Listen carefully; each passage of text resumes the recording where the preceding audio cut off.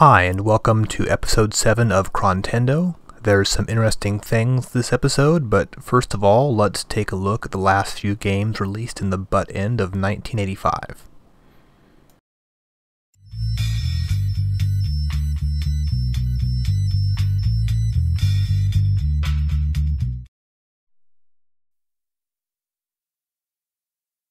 Well, first up in this episode, we have the first of two games released on December 19th by Hudson Soft. The first one here is Binary Land. First thing you do is choose which character you want to control, the pink one or the green one. This is an old school style puzzle game originally released in 1983 on various Japanese computers. This NES port here has updated graphics and a few little changes have been made. The game might remind you a little bit of Nuts and Milk. Now this game is rather unusual in that you only control one character, but two move. The one on the right hand side there, the green penguin, is the one that you're controlling. The pink penguin will move in a mirrored left to right direction.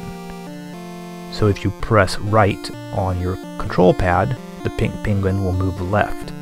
The object is to get both penguins to touch the caged tart at the same time. Along the way you can be killed by spiders or get stuck in cobwebs. Luckily you have a little ray gun that can be used to destroy spiders or cobwebs. I think the main challenge in this game is sort of learning to think that one character is always going to be moving the opposite direction. Once you sort of mentally get the hang of this, the game becomes a lot easier. Of course, there is a bonus round. The object is to simply collect hearts for extra points. Notice an appearance by the whale from Challenger here as a power-up.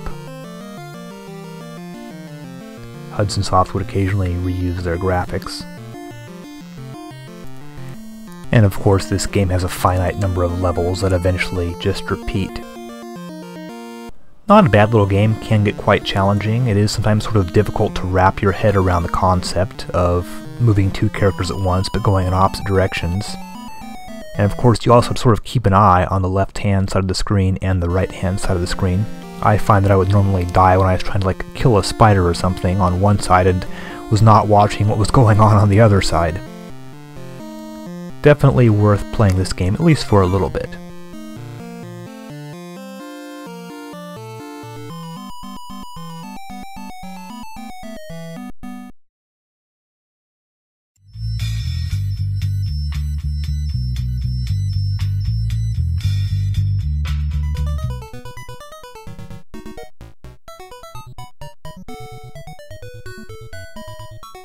The second game Hudson Soft released on January 21st is a port of their 1983 computer game, Bomberman.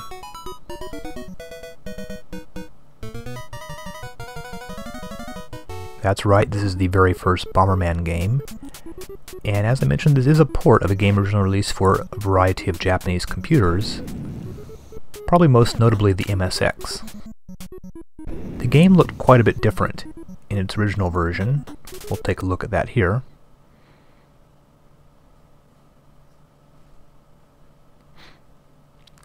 You might notice Bomberman looks quite a bit different. He appears to be some guy wearing a pork pie hat and suspenders. There's only one kind of enemy in the original Bomberman, some sort of pink balloon.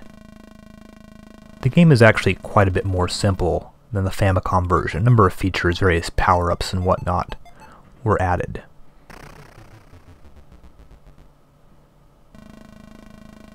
One thing about the original MSX version is it does have a very cool death animation for Bomberman himself, as you'll see here.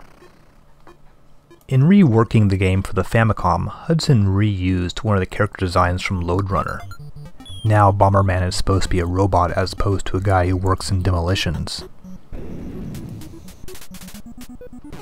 Now Bomberman is an enormously popular series and of course lasted for many years, and I guess it's still around in some form or another, even though the last Bomberman game was not very well received. But this game is actually a little bit different than what you might be used to. Most surprisingly, this is only a single player game. There is no multiplayer option for this. The goal of the game is to, well, use your bombs to blow up all the enemies first of all, then use your bombs to uncover the door and exit. Along the way you can find various power-ups. This game's a little unusual in that the first levels are actually probably the hardest because your ability to blow up things is so limited. You can only drop one bomb at a time, the explosion is quite small, and there are actually quite a few things to uncover before you finally find the door. In round 1 there I almost ran out of time before I found it. You can only blow up so many walls with your limited bombing power. However, if you keep blowing things up, you'll eventually find power-ups that increase the bomb radius, that will allow you to drop 2 bombs at once. As your blast radius increases, you'll find it's much easier to kill enemies, since you don't have to get so close to them to set a bomb. One thing about this game is when you first turn it on, it doesn't really seem that exciting. However, the more you play, the better it gets. I really think finding some power-ups actually makes the game quite a bit more enjoyable. You can really sort of start doing things you normally associate with Bomberman, like setting off huge chains of explosions and whatnot. So I think that sort of this game is actually, really kind of worth sticking around for. Once you've kind of gotten a few power-ups, the game becomes much more playable. Altogether, I believe there are 50 levels in the Famicom version. There are also numerous hidden bonus point type things. There's a fireball that will increase my radius. The explosions are getting quite big now. Another very cool thing you'll find out later is a detonator that allows you to set bombs and then blow them up one at a time. This will allow you to set traps for the monsters and kill them in much more entertaining ways.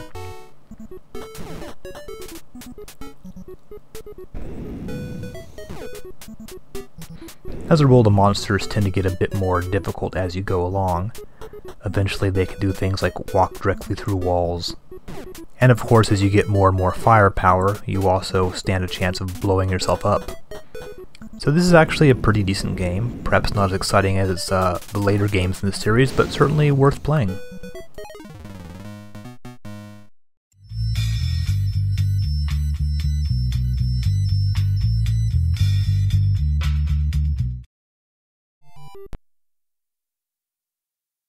This game with no introductory music is Lot Lot by Tacoma Shoten. They are one of those enormous media conglomerates that publish magazines and anime and cartoons and so on and so forth, and occasionally they make video games. This is their first game for the Famicom, and it's actually a port of their 1985 arcade game. However, the arcade game, I believe, was actually originally licensed to Irem, even though I don't think they had anything to do with the development of either the arcade game or this Famicom port. It's a pretty simple game. How it works is this: you control the pink arrow, and then the green arrow actually follow exactly along the path of the pink arrow, only with a few seconds delay. So where you move your red arrow, the pink arrow will be following right behind it. When you press the button, the contents of the two cells the arrows are pointing to will be switched. The object is to get the balls to fall into the slots that are worth some points. What you don't want to do is have any balls fall down into the slot that says out. So this is a pretty interesting and simple idea for a puzzle game, and it's a fun little game. You can certainly play it for a little while and interest you. It's not too terribly exciting, and after a while, I mean, it's hard to imagine anyone becoming like a huge fan of this game. Kind of like Binary Land, it has sort of like a weird control system that takes a little while to get used to. Once you've gotten the hang of it, the game isn't really that hard. The grid never really changes anything. There you can see what happens when you get some balls in the out bin. A little crab starts coming up. If he gets all the way up to that red line and snips it, you have lost a life, and of course you have 3 lives as is standard. So every level the difficulty increases a little bit, more balls start coming through, and the sides of the bin are open for less period of time. Oh, there we go, I'm about to lose a life. Yep. So not a bad little game. It's fun for a little while.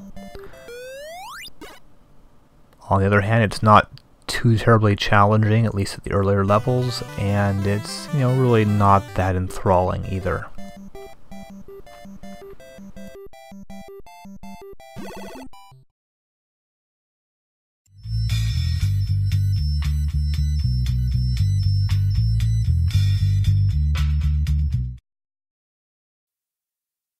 The same day as Lot, Tacoma Shoten also released Exed Exes. Oddly enough, this game is a port of Capcom's 1984 vertical shoot-'em-up. Why didn't Capcom release this themselves? They were releasing games for the Famicom starting with 1942 earlier. I really don't know, but for whatever reason this was in fact released by Tacoma Shoten. Here's the original arcade version. This was one of Capcom's first shoot-'em-ups. US title to this was Savage Bees, and all your enemies in this are actually of the insect variety. You can see some nice parallax scrolling there. Obviously, this graphical feature was dropped for the Famicom release, which wasn't capable of those sorts of things. The arcade Exed Exes was a nice little shoot-'em-up, not a huge hit like 1942. Here we see the bonus screen. Hitting on the little POW icon will change all the enemies on the screen to fruit. This is sort of the high point bonus round here. Unfortunately, this game was, just like 1942, ported by Micronix.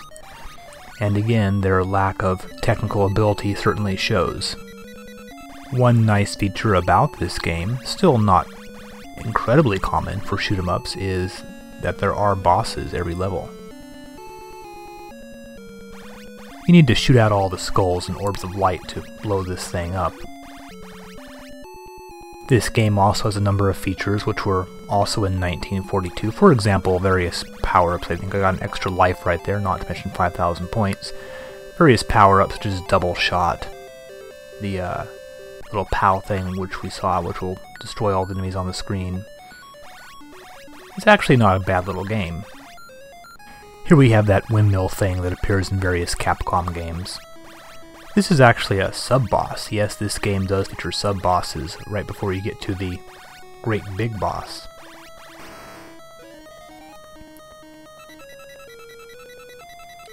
So I would classify this as a fun, unique, unusual shooter. The whole insect/bee thing makes it different than your average shooter, that's for sure. It plays pretty well. It certainly could be worse. Certainly could be a lot better if the porting had been handled by someone more competent than Micronix, but, the actual game design pretty much copies it almost exactly from the arcade, so not too much harm has been done. Compared to some of the older, more repetitive style shooters we've been seeing on the Famicom, this game is actually, pretty darn entertaining, all things considered. So I'd say definitely give this one a shot. It's one of the very earliest titles in the great shoot-'em-up revolution that was occurring around 1984 to 1985, and it still remains quite playable.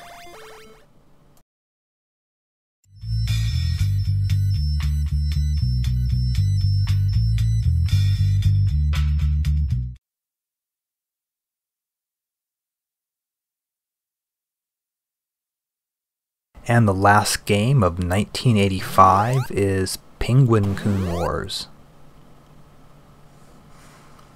First of all, note this game lets you enter in your name when you first start playing, something not seen too frequently so far. Now this is a port of a 1985 arcade game, originally by UPL, same folks who made Ninja Kun. Guess they like things with the word Kun in the title. So this game involves some kind of sports tournament against various mammals in which the object of the game is to shoot balls to your opponent's side of the table. Every time a ball comes by you can grab it, throw it off. The object is to get all 10 balls on your opponent's side, as you can see there. If you can't get all the balls over there before the timer runs out, when the timer runs out, whoever has the fewest balls on their side of the table will win.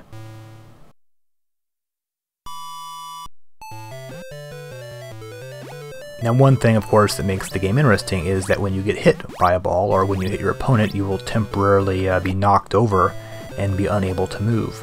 This, of course, is a good opportunity to keep pelting the other guy with the balls. And of course, this can happen to you as well. This game is both a single-player and a two-player game. The two-player version is probably a bit more fun, though in the later stages, and there really aren't a whole lot of stages, I think maybe, what, 4 or 5? The computer opponents can actually get quite fast and quite tricky. Once you've won a set, that's you have to win 2 games in a row, or 2 out of 3.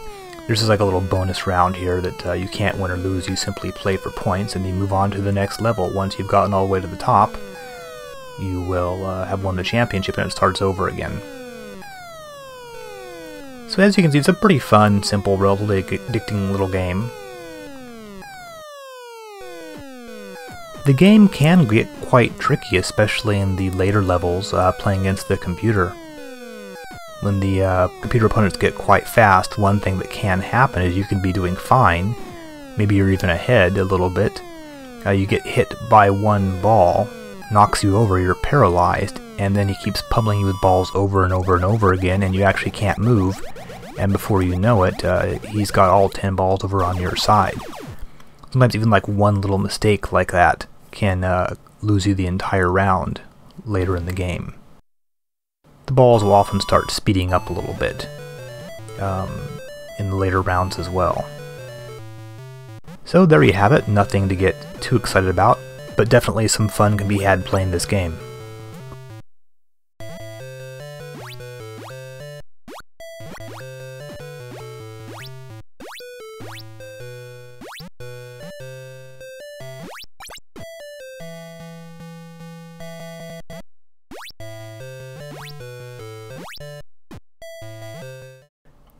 We now enter 1986, the 4th year the Famicom has been in existence. This year starts out slowly enough, with only 3 original titles being released in January and February, but the pace will pick up pretty quickly. Soon we'll see games for the Famicom coming out at a furious rate. While the first 3 years only produced around 97 games, 1986 will produce a total of 120 games for the Famicom. That works out to a new game about every 3 days. What does this mean? Well, it means we're going to see a lot of games that really aren't that good, even more so than in the past. Of course, a few classic franchises will be created in 1986 as well. Additionally, as games get larger and more intricate, they tend to rely more on text. In the case of the Famicom, that usually means Japanese text. While most of the games released so far have been playable by a non-Japanese reading person, that won't really be the case in 1986. In other words, a lot of the games released in the future are going to be pretty much incomprehensible to the average Westerner. Some of these games have been fan-translated, but quite a few have not. Of course, Chrontendo will look at all these games, but we won't be able to make sense out of all of them.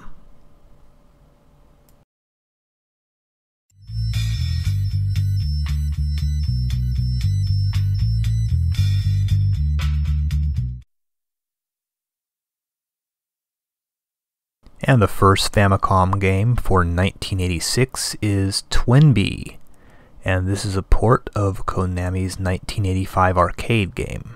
As you may have gathered, this is a shooter very much in the Xevious mode. It's a vertical shooter. One thing about Twinbee is actually one of the first in a genre that we now call shoot-'em-ups.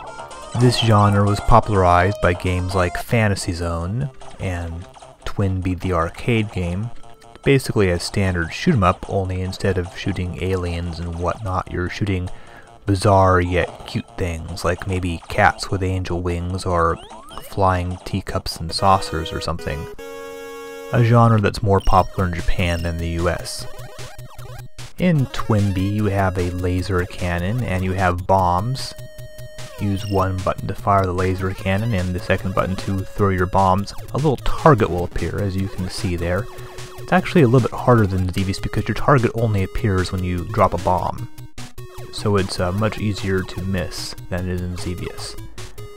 Now, Twinbee is probably noted mostly for its rather strange system of power-ups. Occasionally shooting clouds, a little bell will pop out. If you collect the bell, you'll get bonus points. However, if you shoot the bell a certain number of times, it'll change color. Once it's changed colors, collecting it will get you a certain power-up. For example, a blue bell will be a speed increase. Another interesting thing about Twinbee is that it had actually a cooperative 2-player mode. Still unusual, you could actually join your two ships together and that would increase your firepower, as well as of course play separately. The Famicom version carries this over. This game, even though it looks rather cute and almost sort of like it might be for kids, is actually pretty difficult as far as these early shooters go. You can get a number of power-ups, such as the spread shot that you see there. Most of the power-ups, though, come not from things that you bomb, but rather from collecting bells, and this can actually make the game a bit annoying at times. We have one of the bosses coming up here. There are 6 levels altogether. Each one has a distinct boss. But about the power-ups, as I mentioned, if you hit them, they'll change eventually to a certain color, but it's really kind of hard to fight enemies and keep hitting a bell and keep it from dropping off the screen while you're waiting for it to change a certain color, and then of course once it is the color that you want, you can't shoot it again without it changing back to silver, which is strictly points. And you have to be careful. The first color it changes is generally blue. If you get too many power increases, it'll make the game very hard to play simply because your ship is going so fast. Starting at around level 3, this game actually does get pretty fast and pretty hectic. As you may have noticed, the enemies move a lot faster than enemies in games like Xevious, for example. A lot of early shooters seem to sort of be a little on the fast-paced side. There are various other nice little touches. For example, if you take a shot to the arms, you'll lose the arms and therefore not be able to throw bombs. Luckily for you, the first time this happens on any given life, a little ambulance will come and replace your arms for you. Second time it happens, you're simply out of luck. This game actually looks pretty good on the Famicom. I think sort of the bright color scheme and sort of simple graphics really help a lot.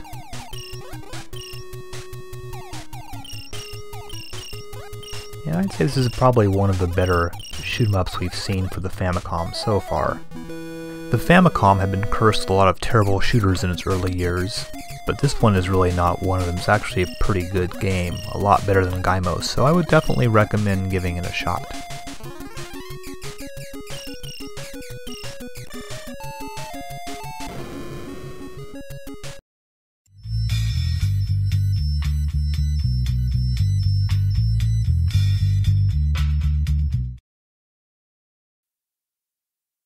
Only 3 original games were released in February of 1986, and the first of them is Sun Sun.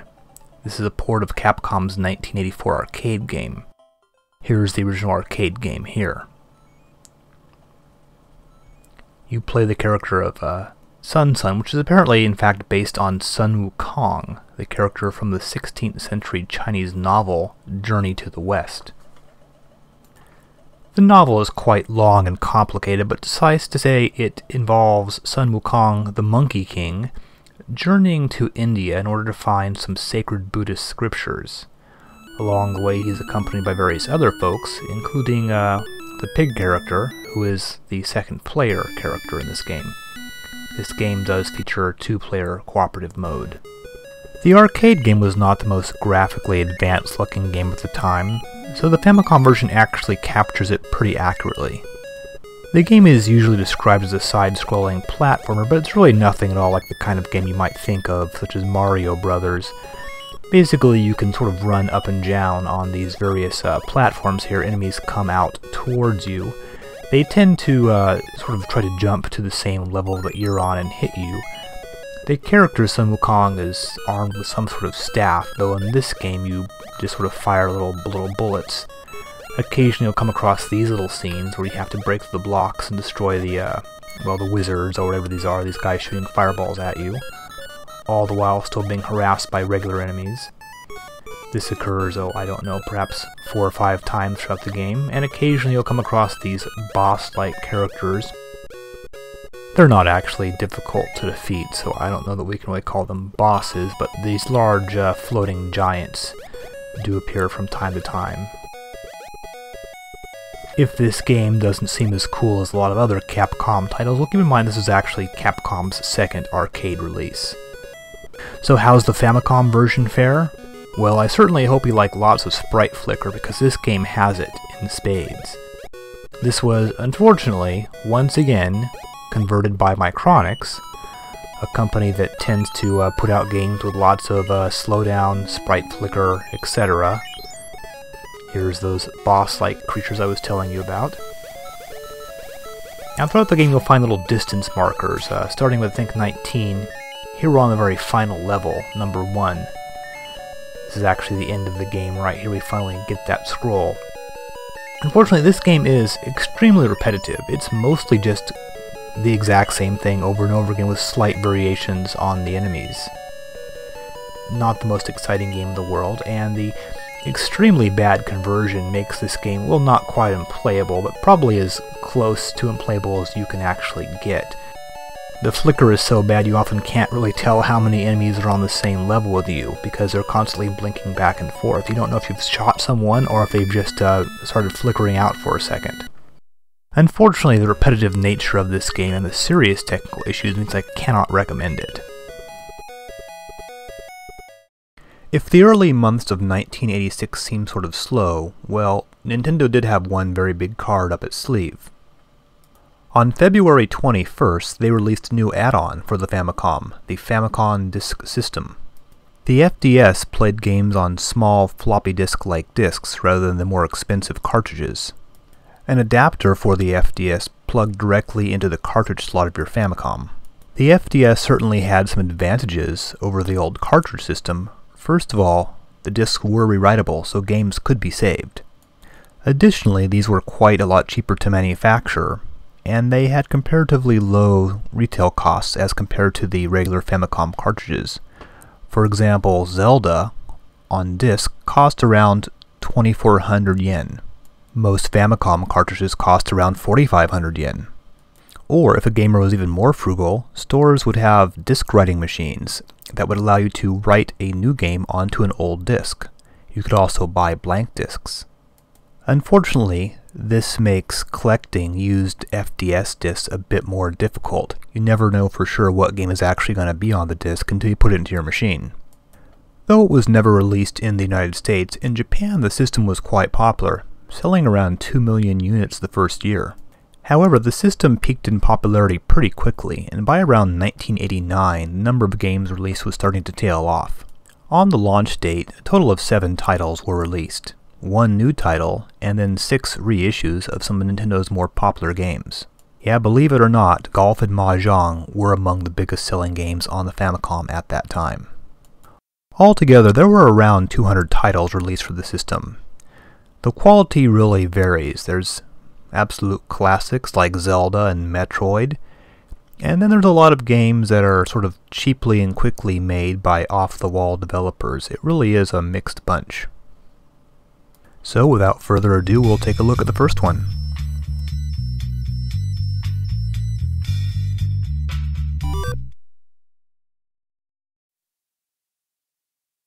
As we turn on the Famicom Disk System hardware here, we'll load up the first original game for the FDS, Zelda no Densetsu, the Hyrule Fantasy, or as we call it in the United States, Legend of Zelda. There's another highly effective Koji Kondo theme song there. Now if you were Shigeru Miyamoto, after having created Super Mario Bros., one of the most influential games of all time, you would probably go and take a little vacation. But not the case with Miyamoto. He immediately went on to release Legend of Zelda a mere 4 months after Super Mario Bros. Granted, Zelda was in development for some time.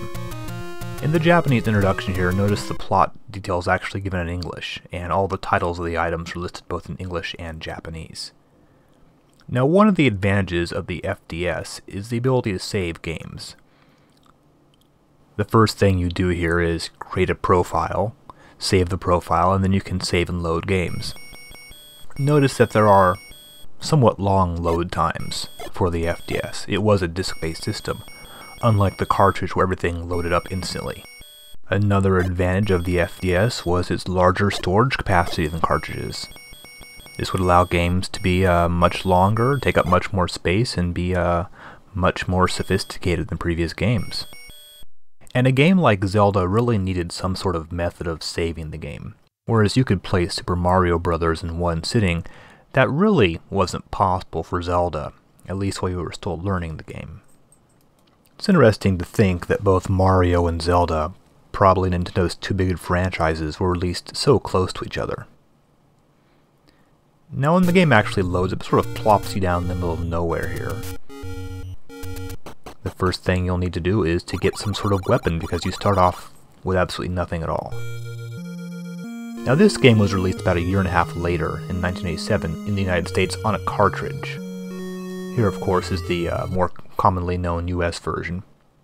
Of course, you also needed to be able to save. The cartridge version actually used a battery save pack inside the cartridge.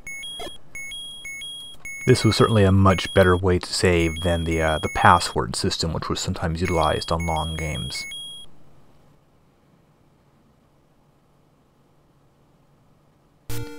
So as the game begins, you can simply start wandering around and exploring at your will.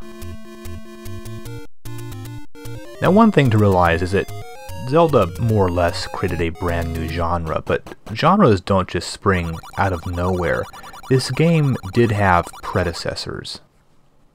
Many of the elements in Zelda were taken from other games. Zelda was massively influential, and there was really nothing quite like it on the system, but it didn't spring full-grown out of Miyamoto's head. Miyamoto likes to talk about how the game was inspired by his exploring caves in his childhood, and while this very well may be true, definitely Zelda did borrow things from earlier games. Zelda is very similar in plot to Tower of Druaga, and a surprising amount of the imagery from Zelda has some sort of antecedent in Druaga. For example, these little wizards that spit out balls of fire, and the little knights that roam around with their swords sticking out. Many of the items that you find in Zelda, swords, magic wands, shields, rings, candles, books, also existed in Druaga. Challenger, which we've seen already, has a very similar sort of overworld with dungeon type layout to it. And of course, role-playing games were starting to become popular in Japan as well. Here's a 1985 role-playing game for the MSX called Hydlide. Again, the layout of the game is very similar to Zelda. You sort of have a large overworld with various dungeons to explore, little monsters running around the countryside. You kill them by running into them, very much like Zelda. One thing Zelda had these three games didn't was shops where you could buy items, either items to improve your character or some items that were required to advance the plot. While Zelda is not a role-playing game really, it does borrow a lot of ideas from role-playing games. Here we find just one of the many hidden areas that you can find after obtaining the blue candle. Of course, this woman won't actually do anything for you until you get another item, a letter, a little bit later in the game. Now the object of the game is sort of wander around on the overworld until you encounter the 9 dungeons that are scattered throughout the land. Here's the very first one right here. Every dungeon is full of interconnected rooms, and which are full of monsters. You can eventually get a map. Keys are often necessary to open the various doors throughout the dungeon. Once inside the dungeon, you need to find and defeat the boss, and then obtain another piece of the Triforce, which is this triangular-shaped doohickey that the Zelda games all revolve around. The plot of Zelda, for those who don't know it, is that the Princess of Hyrule, Zelda, has been kidnapped by some sort of evil creature named Ganon. Link needs to travel around the world, find the various pieces of the Triforce, and then use it to defeat Ganon. And of course, rescue the princess. Here's the very first boss right here. He's actually pretty simple. While Zelda doesn't feature character levels or stats or anything like that, there are ways that you'll be constantly improving your character. For example, the little heart containers that are found after each boss will increase your life bar. Also, in order to complete the game, you'll need to find various objects that are hidden in the dungeons as well. For example, once you find the life raft, you can use it to cross the river and get to this dungeon. Another concept that Zelda borrows from RPGs is that monsters will drop items when you kill them. It could be money, known as rupees in the game's currency. Monsters can drop inventory items, they can drop healing items that'll refill your life bar. Sometimes they'll drop things you need to progress in the game, like keys. One concept that other games like Challenger and whatnot didn't have was the idea of money. Monsters drop jewels, which you can then use to buy things. Sometimes the things in shops are items that will improve your character, other things are plot devices necessary to actually finish the game, such as the monster bait. Just like Tower of Druaga, Zelda has a lot of secrets. For example, you need to push that little space open in order to get into the boss level. And there's a lot of optional ones as well, ways of getting free money, items, better swords, and so on and so forth. This concept, along with that of the shops, will become pretty frequent in video games in the very near future. It really can't be overstated that this game was massively successful both in Japan and the United States and had an enormous influence on later generations of games. The number of Zelda clones released in Japan is actually quite staggering. Here we'll see how to find a hidden sword. It's actually the best sword in the game, the so-called magical sword. And that, of course, is another concept that was somewhat new to Zelda, that of exploration. The game was not at all linear. There was actually a certain order to the dungeons that you should probably go through them in, but you could pretty much wander around the overworld as you wished, as long as you weren't getting killed. Again, this idea was borrowed from RPGs like Hydlide, but really kind of reached its zenith in Legend of Zelda. Here's one of the many hidden underground passages you'll need to discover while playing the game. And while this game does have a lot of secret items, it's not nearly as sadistic as something like Tower of Druaga. It's much more playable than that game. In both Japan and the US, Zelda came with a rather large booklet that explained the items, the monsters, and even sort of like a beginning walkthrough for the game. That way players would not be completely lost. A lot of the items have special uses. For example, the bow and arrow is used to kill these monsters. That's the only way they can be killed. Monsters tend to have different weaknesses in Zelda. You can't just use your sword on all of them. Zelda is in many ways sort of a giant puzzle which you have to figure out. And the game itself gives you many hints, not all of which are particularly helpful. One thing that this game introduced was the mysterious character who gives you some sort of hint, but can only say exactly one thing, and that one thing is often not as clear as you would like it to be. The game is full of these little helpful guys who absolutely refuse to explain themselves. All these different things sort of add up to Zelda being an early attempt at a totally immersive game, a game that would feel not just like you're playing a video game, but rather you're sort of inside a little world, this even more so than Super Mario Bros. Whereas Mario is very linear, Zelda is not. You can pretty much roam around as you'd like, just like a US computer RPG. Miyamoto called this concept sort of like having your own little miniature garden. Much of the fun of the game is wandering around and making discoveries. One of the things you'll need to discover is the location of the final dungeon. It's sort of hidden away in the very corner of the world. You'll need to plant a bomb in order to find the door. Oddly enough, bombs feature quite prominently in this game, which is kind of strange because Bomberman and Goonies were released right around the same time. Now here's a little bit of a spoiler alert. We'll actually see the final level, the final boss, and the end of the game right here. There is Ganon. Perhaps a bit disappointing. He doesn't actually move, he's just a variety of static sprites. You will actually need to have found a special item, a silver arrow, before you can actually defeat Ganon. It can be somewhat difficult to find. The final dungeon is actually quite large, around 50 squares.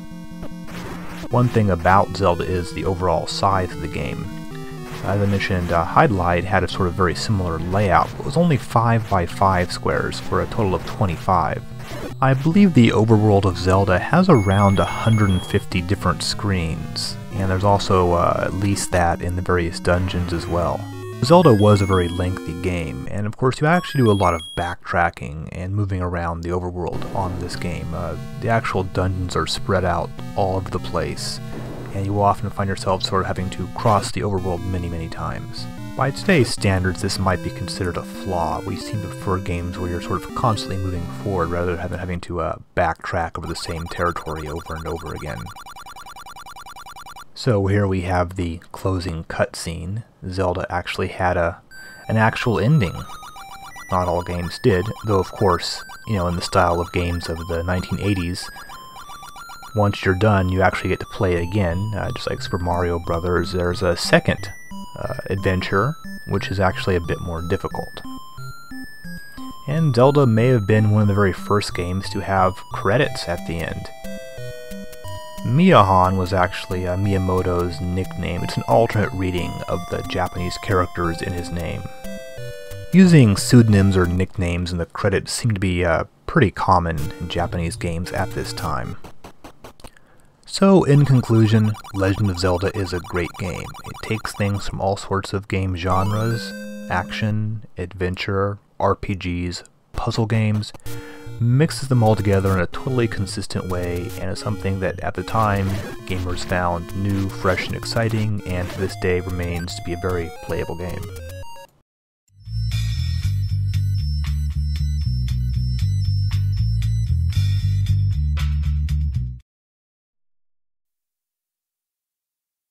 Released the same day that the Famicom Disk System debuted was Konami's Goonies, based on the 1985 Richard Donner film, and this is the first Famicom game based on a movie. It certainly wouldn't be the last, because movie and TV tie-ins will become quite common on this system. The movie Goonies concerns a ragtag group of kids who descend into a cave looking for some hidden pirate's treasure while dodging a criminal family called the Fratellis. This game, while it does feature characters from the movie, is a little different. The object is to find all the kidnapped Goonies. You play Mikey, the character portrayed by Sean Astin in the movie, though you look exactly the same as the other Goonies in the game. You navigate through 6 different levels. The game ends when you find the pirate ship and rescue the last Goonie, Andy. This game is very much a platformer in the style of Spelunker or something like that, though of course it's much better than Spelunker. In order to complete a level, you'll need to find all the keys that are hidden in the safes scattered around the level. Those are little doors with the skull on them. In order to bust into a safe, you'll need to first of all collect a bomb. Be careful when setting bombs, because it's quite easy to blow yourself up, just like in Bomberman. You collect the bombs by killing the rats that roam the stages. You can only hold one bomb at a time, so you'll need to get a bomb, set it off, then kill another rat. Other things that are hidden inside the saves, other than just the keys, are the kidnapped Goonies. Occasionally there's some sort of power-up inside a safe, or there's potions that will refill your life bar. There's actually quite a few items to be found in this game. You can actually see them up there on the top of the screen. Like right now I only have bombs, but you can also get various kinds of armor, special kinds of armor that will protect you from fire or water. You can get a slingshot that will allow you to attack from a distance, rather than just the kung fu kick that's your default. At any rate, once you have all the keys necessary, you head to the end of the level and go through the door. Then you're on to the next level. This first level is quite short, but the later levels are actually much longer and much more complicated. There's also a number of hidden items to be found. Every level has like a unique keypad operation that you put in that will cause a hidden item to appear if you're in the right spot. For example, right there we got Konami Man for some bonus points. Now you can see the little jewels appearing. Collecting enough of those will refill your life bar. For some reason, this game was actually not released for the NES in the United States. It was released in arcades in one of the Play Choice 10 machines. I actually remember playing this game in a grocery store or something when I was young. However, the second game, Goonies 2, was released for the NES, and it's probably a bit more well known than this. It's a real shame because this is actually a very good platformer compared to a lot of the stuff we've seen on the Famicom, like say Challenger or Spelunker. I mean, this game is actually really very well made. It controls well, it's challenging, there's a lot of things you can explore. This is really a game that should have been released on the NES. They certainly released much worse, that's for sure. I'm not sure if this game was successful in Japan or not. It may have been somewhat overshadowed by Legend of Zelda and the release of the Famicom Disk System. But if you're looking for some old school platforming fun, this game is highly recommended.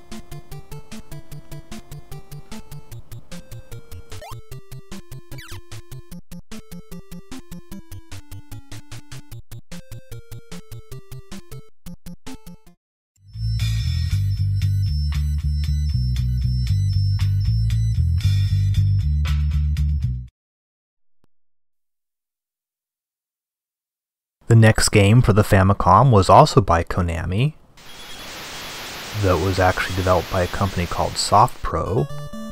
This is a port of the 1984 arcade game Circus Charlie. We'll look at the arcade version here. And in 1984, even by standards of that particular time, this game was pretty simple. As you can see, the Famicom version looks an awful lot like the arcade version. The colors aren't quite as good, and the graphics aren't quite as detailed, but it's pretty faithful.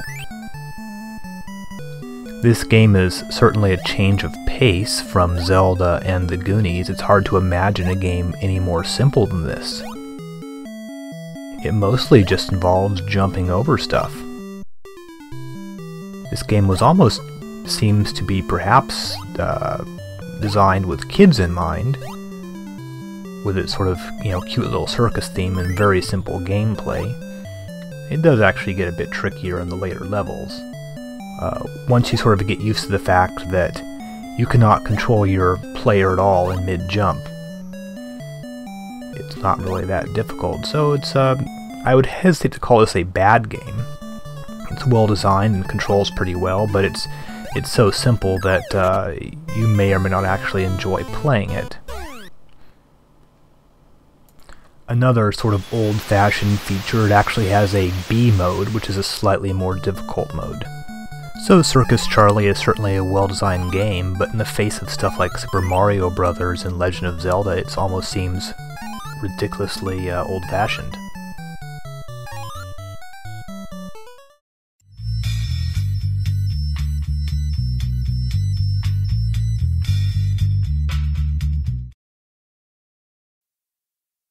Our final three games will all be shoot-'em-ups.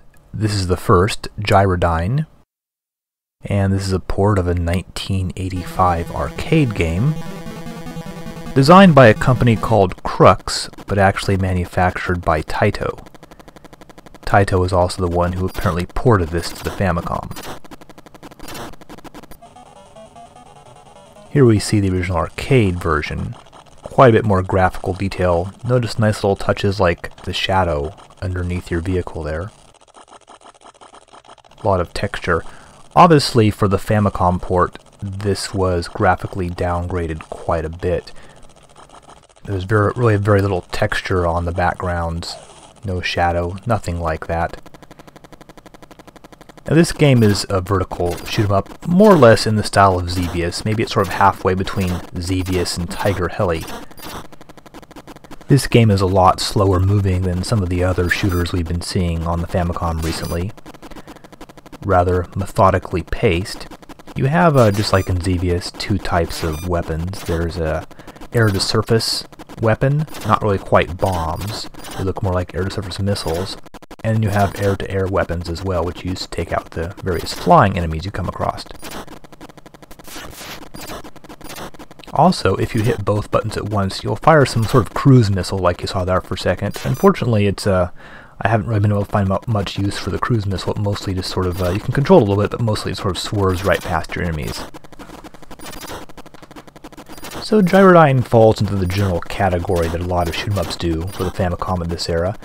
Neither very bad nor very good. This does seem quite a bit like Xevious. You sort of fly past a bunch of forests rivers. Eventually you'll come across little bases. There's no real levels, no real bosses that I've come across. Mostly just sort of fly and blow things up. Often there'll be little brief pauses of inactivity, and then a new enemy will start showing up. Some of these can be a little annoying, like for example these cruise missiles here that fly past you at incredible speed. So that's really all there is to say about Gyrodine. For fans of vertical shooters, it's certainly not a bad game, but there were much more exciting shooters coming out in the arcades at this time.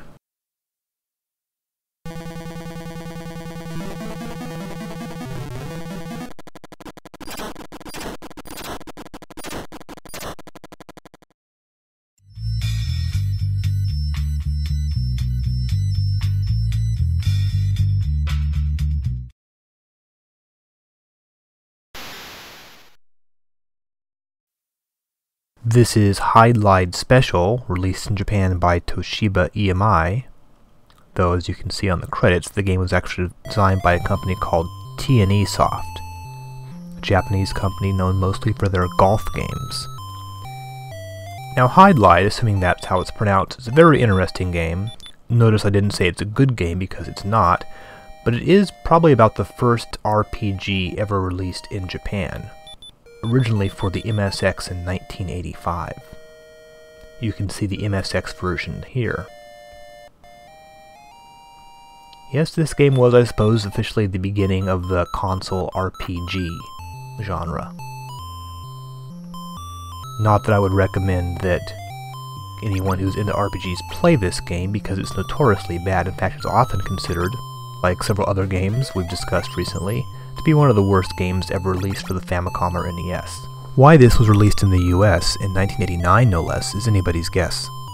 Hydlide is an action RPG, meaning it's not turn-based, you actually fight monsters by running into them. Of course, go very far and you'll run into monsters that will instantly kill you, like that zombie there. When you first play the game, it's probably best to stick to the little blue slimes that run around the area immediately where you first start off. Almost anything else will kill you instantly. Like a lot of Japanese RPGs, this game seems mostly based around leveling up. As you can see, you have very little life, very little strength, very little magic when you first start. Killing one monster will move up your experience one little tiny notch. Once the experience bar fills all the way up, your life will go up and your strength will go up and your magic will go up. As you see here, I just hit level 2. Unfortunately, it takes about 100 monsters to level up one level, and the way this game plays, it's actually quite tedious. You need to use your button to switch between defend mode and attack mode. You don't see any visual change there, but when he's in attack, he'll actually be able to kill a monster. Defend, you won't take as much damage, but you will do almost no offense, at least in your early levels. There's a very little menu there. One thing you can do is a temporary save file. It would be quite impossible to actually play this game without this. Notice it doesn't actually save the game after you turn off your machine. You have to use passwords if you want to start a new session, but you can put a temporary save file that allows you to restart from where you saved if you died without turning off your machine. There are some very small dungeons here. Most dungeons are about this size, usually about 2 screens. And the actual overworld is quite small, only 5 screens by 5 screens. Therefore there's a total of 25 screens, plus a few extra screens for dungeons. I think there's maybe 3 dungeons in the entire game. This game certainly looks a lot like Tower of Druaga, at least superficially, and it takes a few pages out of the books of Ultima as well, especially Ultima 3, which was sort of the RPG, the computer RPG at this time. The object of the game is to collect 3 fairies. Turns out a princess was somehow split into 3 fairies. Oh, we just found fairy 2 there, hidden in that little moving tree. Your object is to find all 3, and then go to the dungeon and kill the demon that turned her into fairies.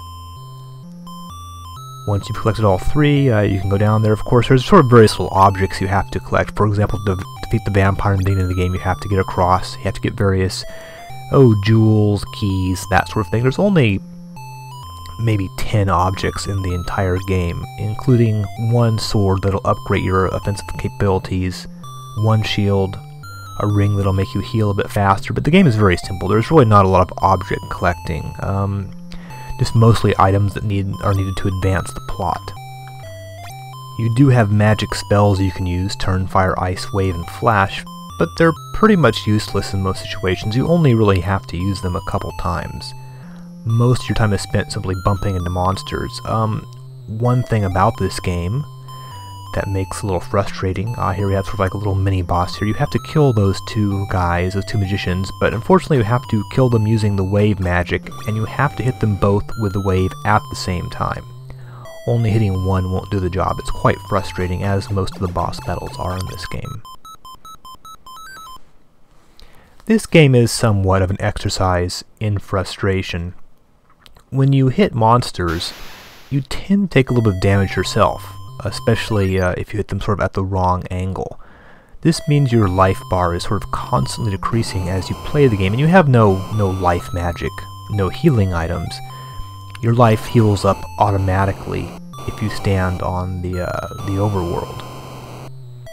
It also heals very, very slowly, as you can probably see by watching the life bar.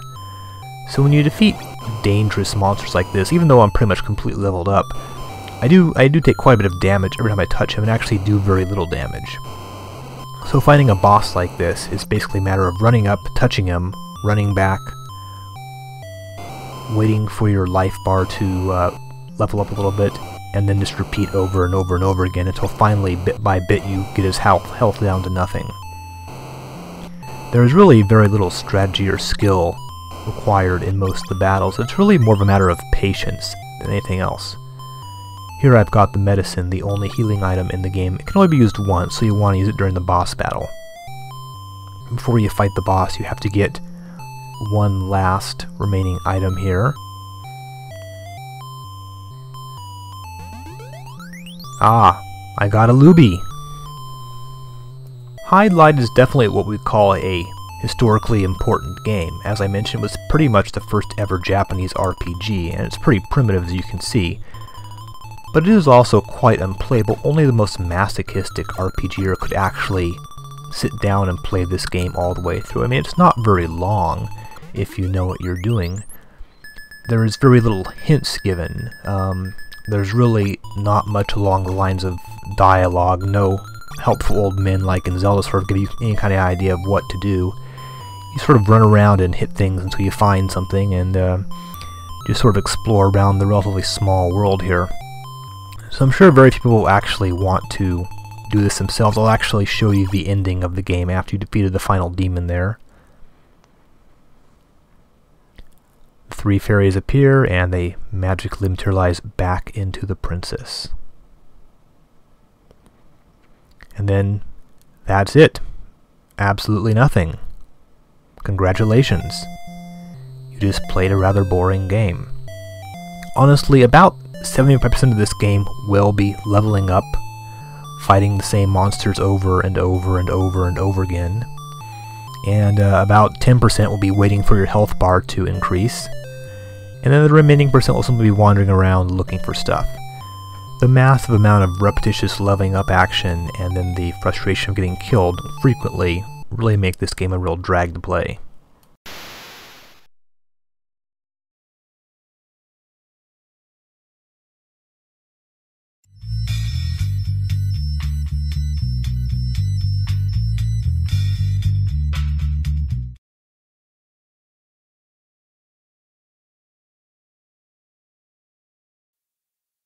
Well, here's something a little different. It's MagMax, a port of Nichibutsu's 1985 arcade game.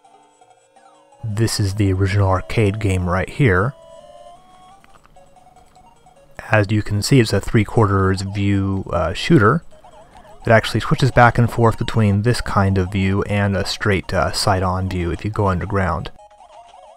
Nice little game, and the arcade version's pretty nice, and the Famicom actually looks pretty decent as well. It has the same little intro here, and the game actually plays quite a bit like the arcade version. This is Nichibutsu's first Famicom game. They had a few arcade hits back in the 80s, such as Crazy Climber and Terra Cresta. They were never a huge player, however. Nowadays, I believe they make mahjong games, and of course that popular Japanese genre, porno mahjong games. Now this game is, believe it or not, yet another game in which your ship can transform into a giant robot. But unlike all those other terrible games, this one is actually pretty good. You collect the pieces one by one. For example, there's the legs.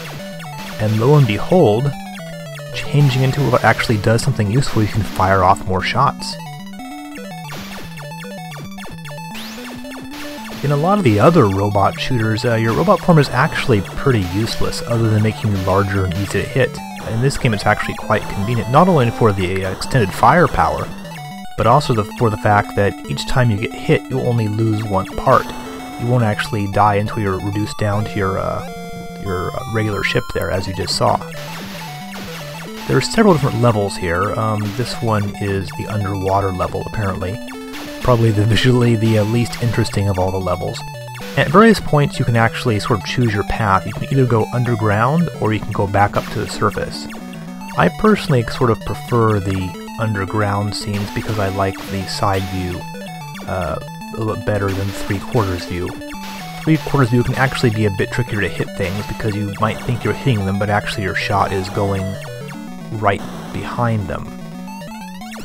The underwater sequence is probably the most difficult, as you have all those little holes there that kind of suck you into them.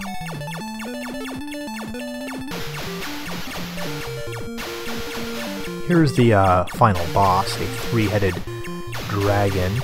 Actually a pretty cool looking boss for a shooter of this vintage. MagMax is not a particularly hard game, but it's actually quite a bit better than your average Formation Z style shooter like we're seeing on the Famicom at this time.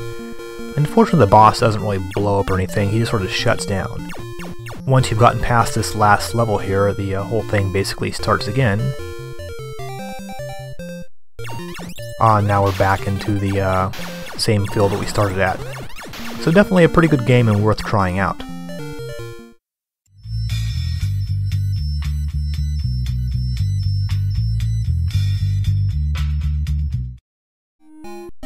A good rule of thumb for the Famicom releases during this era is that one thing you can always count on is games about ninjas and shoot-'em-ups. This game, Baltron, is a pretty generic shoot-'em-up. This game is the debut from yet another company trying to cash in on the popularity of the Famicom, Toei Animation. They are a ridiculously prolific animation studio, maybe nowadays best known for the Dragon Ball Z cartoons. Back in the 80s they also did stuff like the Teenage Mutant Ninja Turtles and G.I. Joe and that sort of thing. They've been around for quite some time. This game was actually developed by an obscure little company called Bears that I don't really know anything about. And if you pop this thing and you start playing it, the first thing that'll enter your mind is, hey, wait a second, this game looks exactly like Defender. And that's really all it is just a rather mediocre Defender clone. I played this game for a little while wondering if, I was actually missing something, or if there really is all there is to this game is just fly through the air and just shoot stuff. There don't appear to be any levels or bosses or anything. This was obviously made very quickly and very cheaply. What's the purpose of this game existing? Well, I guess it's just to get product on the shelves. No other reason. This game is definitely the least interesting title that we've covered this episode, but it's actually not bad. It's just mediocre and has no reason to exist. Well, don't worry, next episode we'll be back looking at some really awful games again.